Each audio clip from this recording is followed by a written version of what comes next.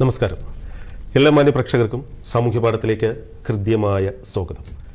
അനുദിനം അനുനിമിഷം നമ്മുടെ സാങ്കേതിക വിദ്യ വികാസം പ്രാപിക്കുകയാണ്. ആധുനിക വിപണിയിൽ ഓൺലൈൻ മാർക്കറ്റിംഗ് പുതിയ കച്ചവട സമവാക്യങ്ങൾ സൃഷ്ടിക്കുകയാണ്. ഓൺലൈൻ മാർക്കറ്റിംഗ് നിരവധി സാധ്യതകൾ നമുക്ക് മുമ്പിൽ തുറന്നിടുമ്പോഴും ഒട്ടനവധി ചതിക്കുഴികളും ഓൺലൈൻ മാർക്കറ്റിംഗിൽ അന്തർലീനമാണ്. അതുകൊണ്ട് തന്നെ ഏറെ പൊതുജന അവബോധവും പൊതുജന ജാഗ്രതയും ഓൺലൈൻ മാർക്കറ്റിംഗ് പ്രതീക്ഷിക്കുന്നുണ്ട്. നാം ഇന്ന് സാമൂഹ്യ പാഠത്തിൽ സംസാരിക്കുന്നതും ഓൺലൈൻ മാർക്കറ്റിന്റെ ഘടകമായ മൾട്ടി ലെവൽ മാർക്കറ്റിംഗിനെ കുറിച്ചാണ്. ഈ വിഷയത്തെക്കുറിച്ച് സംസാരിക്കുവാൻ ഇന്ന് നമ്മോടൊപ്പം അതിഥിയായി doctor Thomas Joseph, associate professor, gift. സ്വാഗതം ചെയ്യുന്നു അദ്ദേഹത്തെ ആദരപൂർവ്വം, ഏറെ ബഹുമാനപൂർവ്വം സാമൂഹ്യ പാഠം. നമസ്കാരം സർ. നമസ്കാരം സർ. നാം ഇന്ന് സാമൂഹ്യ പാഠത്തിൽ സംസാരിക്കുന്നത് മൾട്ടി ലെവൽ മാർക്കറ്റിങ്ങിനെ കുറിച്ചാണ്. ഇപ്പോൾ നമ്മൾ ആമുഖത്തിൽ പറഞ്ഞതുപോലെ തന്നെ നമ്മുടെ ഒരു വർത്തമാനകാല ജീവിതത്തിൽ പുതിയ സമവാക്യങ്ങൾ, കച്ചവടത്തിന്റെ പുതിയ മുഖം നമുക്ക് നൽകുകയാണ് ഓൺലൈൻ മാർക്കറ്റിംഗ്. ഈ ഓൺലൈൻ മാർക്കറ്റിംഗിൽ നമ്മൾ സാധനങ്ങൾ വാങ്ങിക്കുമ്പോഴും നമ്മൾ അതിനോടൊപ്പം സഞ്ചരിക്കുമ്പോഴും നിരവധി സാധ്യതകൾ മുന്നിൽ നിൽക്കുമ്പോൾ തന്നെ ഒട്ടനവധി അപകടത്തിന്റെ കെണികളും ഓൺലൈൻ മാർക്കറ്റിംഗ് മുന്നോട്ട് വയ്ക്കുന്നുണ്ട്. തീർച്ചയായും നമ്മൾ ഈ ഓൺലൈൻ മാർക്കറ്റിന്റെ ഘടകമായ മൾട്ടി ലെവൽ മാർക്കറ്റിനെ കുറിച്ച് സംസാരിക്കുമ്പോൾ ഈ മൾട്ടി ലെവൽ മാർക്കറ്റിനെ കുറിച്ച് നമ്മൾ കേട്ടിട്ടുണ്ട്. പക്ഷെ നമ്മോട് ആരെങ്കിലും ചോദിക്കുകയാണെങ്കിൽ വ്യക്തമായൊരു അവബോധമോ കാര്യങ്ങളോ ഒന്നും നമുക്ക് ഇല്ലാതെ പോകുന്നു എന്നുള്ളത് ഒരു യാഥാർത്ഥ്യം തന്നെയാണ്. എന്താണ് മൾട്ടി ലെവൽ മാർക്കറ്റിംഗ് എന്ന് പറഞ്ഞുകൊണ്ട് നമുക്ക് ഇന്നത്തെ വിഷയത്തിലേക്ക് കടക്കാൻ തോന്നുന്നു.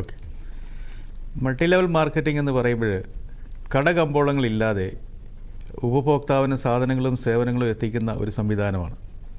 കടകമ്പോളങ്ങൾ ഇല്ല എന്ന് പറയുമ്പോൾ ആ സാധനങ്ങൾ എത്തിക്കാനായിട്ട് ഉപയോഗിക്കുന്ന മാർഗം എന്ന് പറയുന്നത് വ്യക്തികളാണ്.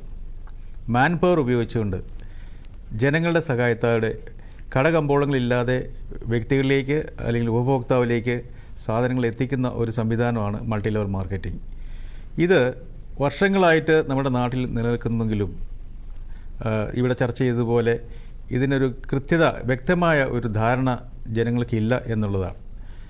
നമുക്ക് അവതാരകം പറഞ്ഞ പോലെ ഓൺലൈൻ ബിസിനസ്സിൽ പലവിധമായ ട്രേഡിംഗ് ഓപ്പറേഷൻസ്, മാർക്കറ്റിംഗ് ടെക്നിക്സ് ആൾക്കാർ ഉപയോഗിക്കാറുണ്ട്. അപ്പോൾ ഈ മൾട്ടി ലെവൽ മാർക്കറ്റിങ്ങും ഓൺലൈൻ പ്ലാറ്റ്ഫോം ഉപയോഗിച്ചുകൊണ്ടാണ് ചെയ്യുന്നതെങ്കിലും ഇവിടെ ഒരു വ്യത്യാസമുള്ളത്, ഇവിടെ ഒരു മൊത്ത വിതരണക്കാരനോ ചില്ലറ വിതരണക്കാരനോ ഇല്ലെങ്കിൽ പോലും, അല്ലെങ്കിൽ കടകളില്ലെങ്കിൽ പോലും ഈ പ്രോഡക്റ്റായിട്ട് നമ്മുടെ മുമ്പിലേക്ക് കടന്നു വരുന്നത് നമ്മളെപ്പോലെ മനുഷ്യ വ്യക്തികളാണ്. അപ്പോൾ അങ്ങനെ നോക്കുമ്പോൾ ഇതിനൊത്തിരി സാധ്യത ഉള്ള ഒരു ബിസിനസ്സാണ്. എന്ന് പറഞ്ഞാൽ ഒരു ബിസിനസ്സുകാരനെ സംബന്ധിച്ചിടത്തോളം അവന് ബിസിനസ് തുടങ്ങാനായിട്ട് ധാരാളം ക്യാപിറ്റൽ ആവശ്യമുണ്ട്, അവനൊരു കെട്ടിട സമുച്ചയം ആവശ്യമുണ്ട്, അതിന് പ്രൊഡക്ഷൻ ആവശ്യമായിട്ടുള്ള മെഷീനറി ആവശ്യമുണ്ട്. അങ്ങനെ ഒട്ടനവധി ചിലവുകൾ ആവശ്യമുള്ള ഒരു സംവിധാനമാണ് ഒരു ബിസിനസ് എന്ന് പറയുന്നത്. അപ്പോൾ ആ ബിസിനസ് തുടങ്ങാനായിട്ട് ആഗ്രഹിക്കുന്ന ധാരാളം വ്യക്തികൾ നമ്മുടെ സമൂഹത്തിലുണ്ട്. പക്ഷേ ഈ പറയുന്ന ഈ സാമ്പത്തികം ഒരു വലിയ തടസ്സമാണ്. പ്രത്യേകിച്ച് ഇന്നത്തെ ഒരു സാഹചര്യത്തിൽ പണം മുടക്കി ബിസിനസ് ചെയ്യാനായിട്ട് മുന്നോട്ട് വരുവാനായിട്ട് ആൾക്കാർ നമുക്ക് ലഭ്യമല്ല. അതുകൊണ്ട് പണം മുടക്കാതെ എങ്ങനെ ബിസിനസ്സിൽ പങ്കാളിയാകാം എന്നുള്ള ഒരു ചിന്തയിലേക്ക് വരുമ്പോഴാണ് ഈ മൾട്ടി ലെവൽ മാർക്കറ്റിങ്ങിൻ്റെ പ്രസക്തി ഏറുന്നത്. അപ്പോൾ ഈ മേഖലയിൽ പ്രവർത്തിക്കുന്ന കമ്പനികളിൽ ഒരു പങ്കാളിയാകാനായിട്ട് നമ്മളിൽപ്പെട്ട ഒരാൾക്ക് അല്ലെങ്കിൽ നിങ്ങൾക്ക് സാധിക്കുമെന്നുള്ളതാണ്. പണം മുടക്കാതെ തന്നെ ഒരു കമ്പനിയുടെ ഭാഗമായി അവരുടെ പ്രോഡക്റ്റ് കൺസ്യൂമറിന് വിൽക്കാനായിട്ട്, അതായത് ഒരു ബിസിനസ്സുകാരൻ അല്ലെങ്കിൽ ഒരു എൻ്റർപ്രനർ എന്നുള്ള ഒരു അന്തസ്സിൽ തന്നെ നിന്നുകൊണ്ട് സാധനങ്ങൾ എത്തിക്കാനായിട്ട് ഈ സംവിധാനത്തിലൂടെ സാധിക്കുന്നു എന്നുള്ളതാണ് ഈ ബിസിനസ്സിൻ്റെ സവിശേഷത.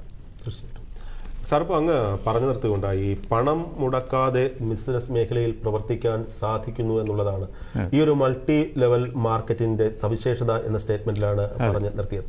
ഒട്ടനവധി സാധ്യതകൾ മൾട്ടി ലെവൽ മാർക്കറ്റിംഗ് മുന്നോട്ട് വയ്ക്കുന്നുണ്ട്.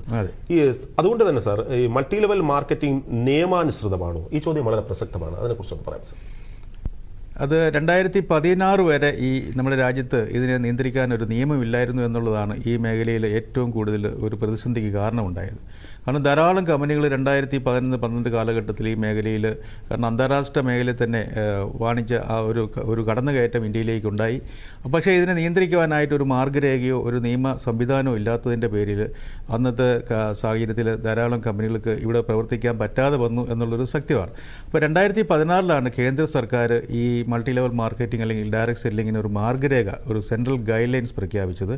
ആ മാർഗ്ഗരേഖയിൽ നിന്നുകൊണ്ടാണ് അന്ന് 2016 മുതൽ 2021 വരെ പറയാൻ കാരണം 2021 ഈ മാർഗ്ഗരേഖ മാറി ഇന്ത്യൻ പാർലമെൻറ്റിൽ പാസ്സാക്കിയ ഉപഭോക്തൃ സംരക്ഷണ നിയമമുണ്ട്, കൺസ്യൂമർ പ്രൊട്ടക്ഷൻ ആക്ട് 2019. അപ്പോൾ ആ ആക്ടിൻ്റെ ഭാഗമായിട്ട് ഈ ഡയറക്റ്റ് സെല്ലിങ്ങും മൾട്ടി ലെവൽ മാർക്കറ്റിങ്ങും വന്നതോടുകൂടി 2016 നമ്മുടെ രാജ്യത്ത് നിലനിന്നിരുന്ന ഗൈഡ് ലൈന് പകരം ഇപ്പോൾ വ്യക്തമായ ഒരു നിയമം ഉണ്ട് എന്നുള്ളതാണ് ഇതിൻ്റെ സാധ്യത. അപ്പോൾ താങ്കൾ ചോദിച്ചത് ഇതിൻ്റെ നിയമസാധ്യതയെക്കുറിച്ചാണ്. അപ്പം 2021 ഡയറക്റ്റ് സെല്ലിംഗ് റൂൾ പാർലമെൻറ്റിൽ പാസ്സാക്കിയ ആ നിയമത്തിൻ്റെ കീഴിൽ തികച്ചും നിയമാനുസൃതമായി പ്രവർത്തിക്കാൻ പറ്റുന്ന ഒരു സംവിധാനമാണ് മൾട്ടി ലെവൽ മാർക്കറ്റിംഗ്. അവിടെ ഒരു വ്യത്യാസമുണ്ട്, എല്ലാ മൾട്ടി ലെവൽ മാർക്കറ്റിങ്ങിനെയും നിയമാനുസൃതമാക്കിയിട്ടില്ല. അപ്പോൾ ഏത് തരം മൾട്ടി ലെവൽ മാർക്കറ്റിംഗ് ആണ് നിയമാനുസൃതം എന്നുള്ളതിനെക്കുറിച്ചാണ് വ്യക്തികൾക്ക് അല്ലെങ്കിൽ നമ്മുടെ സമൂഹത്തിലുള്ള ഒരു ആശങ്ക. അതിനെക്കുറിച്ച് പറയുമ്പോൾ ഡയറക്റ്റ് സെല്ലിംഗ് എന്ന് പറയുന്ന ഒരു സംവിധാനത്തെയാണ് നിയമം കാര്യമായി പരിഗണിച്ചിരിക്കുന്നത്. അതായത് ഒരു ഫാക്ടറിയിൽ നിന്നും സാധനങ്ങൾ ഉപഭോക്താവിന് വിറ്റഴിക്കുന്നത് സാധാരണ ട്രഡീഷണൽ മാർക്കറ്റിലാണെങ്കിൽ കടകമ്പോളങ്ങളിലൂടെയാണ്. അതായത് ഹോൾസെയിലർ, മൊത്ത വിതരണക്കാരുണ്ടാവും, ഒരു ഡിസ്ട്രിബ്യൂട്ടർ ഉണ്ടാവും, ഒരു ചില്ലറ വിൽപ്പനക്കാരനുണ്ടാവും. ആ ഇടനിലക്കാരെല്ലാം കഴിഞ്ഞിട്ടാണ് ഒരു സാധനം നമ്മുടെ കയ്യിലെത്തുക. ഇവിടെ ഡയറക്റ്റ് സെല്ലിംഗ് ബിസിനസ്സുകാർക്ക് കടകമ്പോളങ്ങളില്ലാതെ വ്യക്തികളെ ഇതിൻ്റെ ഇടയ്ക്ക് നിർത്തിക്കൊണ്ട് വേറൊരു മനസ്സിലാക്കാവുന്ന ഭാഷയിൽ പറഞ്ഞാൽ ഒരു മാർക്കറ്റിംഗ് എക്സിക്യൂട്ടീവ്സ് പോലെ അവരെ നിയോഗിച്ചുകൊണ്ട് സാധനങ്ങൾ ആൾക്കാരുടെ കരങ്ങളിലേക്ക് എത്തിക്കുന്ന ഒരു സംവിധാനമാണ് മൾട്ടി ലെവൽ മാർക്കറ്റിംഗ്. അപ്പോൾ എല്ലാ മൾട്ടി ലെവൽ മാർക്കറ്റിംഗും നിയമാനുസൃതമല്ല എന്ന് പറയാൻ കാരണം ഡയറക്റ്റ് സെല്ലിംഗ് ചെയ്യുന്ന കമ്പനികൾക്കേ മൾട്ടി ലെവൽ നിയമാനുസൃതമാക്കി പ്രവർത്തിക്കാൻ പറ്റുള്ളൂ. എന്ന് പറഞ്ഞാൽ സൂപ്പർ മാർക്കറ്റിൽ നിന്ന് കുറേ സാധനം എടുത്ത് ഞാൻ മൾട്ടി ലെവൽ മാർക്കറ്റിംഗ് ചെയ്യുക എന്ന് പറഞ്ഞാൽ അത് നിയമാനുസൃതമല്ല.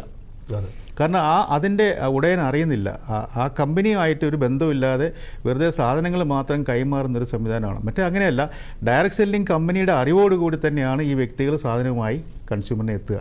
അല്ലാണ്ട് സൂപ്പർ മാർക്കറ്റിൽ നിന്ന് കുറേ സാധനം ഹോൾസെയിലായിട്ട് എടുത്തിട്ട് അതിനെ എടുത്ത് മറിച്ച് വിൽക്കുന്ന മൾട്ടി ലെവൽ മാർക്കറ്റിംഗ് മോഡിലോട്ട് വേണമെങ്കിൽ കൊണ്ടുവരാം, പക്ഷേ അത് നിയമാനുസൃതമല്ല. നമ്മുടെ നിയമം പാർലമെൻറ്റിൽ പാസ്സാക്കിയ ഡയറക്റ്റ് സെല്ലിംഗ് റൂള് നമ്മളോട് പറയുന്നത് ഡയറക്റ്റ് സെല്ലിംഗ് കമ്പനികൾക്ക് മാത്രമേ മൾട്ടി ലെവൽ മാർക്കറ്റിംഗ് ചെയ്യാവൂ എന്നുള്ളതാണ്. തീർച്ചയായിട്ടും. അതെ സാർ, ഇപ്പോൾ അങ്ങ് ഡയറക്റ്റ് സെല്ലിംഗ് മാർക്കറ്റിനെ കുറിച്ചും മൾട്ടി ലെവൽ മാർക്കറ്റിനെ കുറിച്ചും അതിൻ്റെ തമ്മിലുള്ളൊരു വ്യത്യാസത്തെക്കുറിച്ചും സാർ ഇപ്പോൾ സംസാരിക്കുകയുണ്ടായി. ഈ നിയമാനുസൃതം ഇതിനെക്കുറിച്ചുമൊക്കെ സാർ പരാമർശിക്കുകയുണ്ടായി. ഇപ്പോൾ ഒരു സാധാരണ ഉപഭോക്താവിനെ സംബന്ധിച്ചിടത്തോളം ഏതാണ് നിയമാനുസൃതം അല്ലെങ്കിൽ ഏതാണ് നിയമാനുസൃതം അല്ലാത്തത്, ഇതെങ്ങനെയാണ് തിരിച്ചറിയാൻ സാധിക്കുക? അതിനെക്കുറിച്ചൊന്ന് പറയാമോ സാർ? വളരെ നല്ലൊരു ചോദ്യമാണ്. കാരണം ആൾക്കാർക്ക് വ്യക്തികളെ സംബന്ധിച്ച് ഈ മൾട്ടി ലെവൽ മാർക്കറ്റിംഗുകാർ ഉപയോഗിക്കുന്ന തന്ത്രങ്ങൾ ഒന്ന് തന്നെയാണ്. അത് നിയമാനുസൃതമാണോ അല്ലയോ എന്ന് തോന്നുന്നു തരംതിരിച്ച് കണ്ടുപിടിക്കാനായിട്ട് ഒരു കൺസ്യൂമർക്ക് സാധിക്കുന്നില്ല. അപ്പോൾ അതിനുവേണ്ടിയാണ് ഇന്ത്യൻ പാർലമെൻറ്റിൽ പാസ്സാക്കിയ ഡയറക്റ്റ് സെല്ലിംഗ് റൂളിൻ്റെ അകത്ത് ഒരു നിയമമുണ്ട്.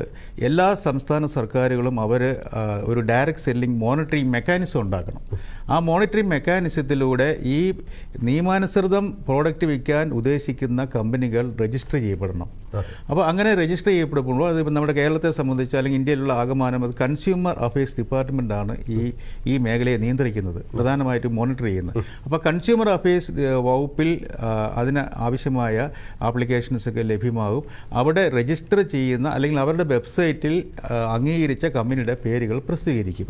അപ്പോൾ ഒരു കൺസ്യൂമറിനെ സംബന്ധിച്ച് സംശയം വരുവാണെങ്കിൽ നമ്മുടെ വെബ്സൈറ്റിൽ സർക്കാർ പ്രസിദ്ധീകരിച്ചിരിക്കുന്ന സൈറ്റിൽ നോക്കി ആ കമ്പനിയുടെ പ്രോഡക്റ്റ് ആണോ എന്ന് നമുക്ക് തരംതിരിച്ച് അറിയാനായിട്ട് സാധിക്കും. അതാണ് ഒരു കാരണം, ഒരു സംവിധാനം അതാണ്. രണ്ടാമത്തെ സംവിധാനം മറ്റൊന്നും ചിന്തിക്കേണ്ട, നല്ല കമ്പനികളുടെ പ്രോഡക്റ്റ് വെച്ച് നമുക്ക് തരംതിരിച്ചറിയാം. ചതിക്കുഴിയിലേക്ക് പോകുന്നു എന്ന് പറയുന്ന നമ്മുടെ ആമുഖത്തിൽ പറഞ്ഞല്ലോ. അപ്പോൾ അങ്ങനെയുള്ള ബിസിനസ്സുകാരുടെ പ്രോഡക്റ്റിൻ്റെ നിലവാരം വളരെ മോശമായിരിക്കും. തീർച്ചയായിട്ടും 100 രൂപയ്ക്ക് ഒരു സാധനം വാങ്ങിക്കുമ്പോൾ അതിനകത്ത് 10 രൂപയുടെ പോലും മൂല്യമില്ലാത്ത പ്രോഡക്റ്റ് ആയിരിക്കും അവർ വരിക. കാരണം അവരുടെ ഉദ്ദേശം പ്രോഡക്റ്റ് അല്ല, പ്രോഡക്റ്റ് കാണിച്ചുകൊണ്ട് പ്രോഡക്റ്റിൻ്റെ മറവിൽ ആ പൈസ തട്ടിക്കുക എന്നുള്ള ഒരു ഉദ്ദേശശുദ്ധിയാണ്.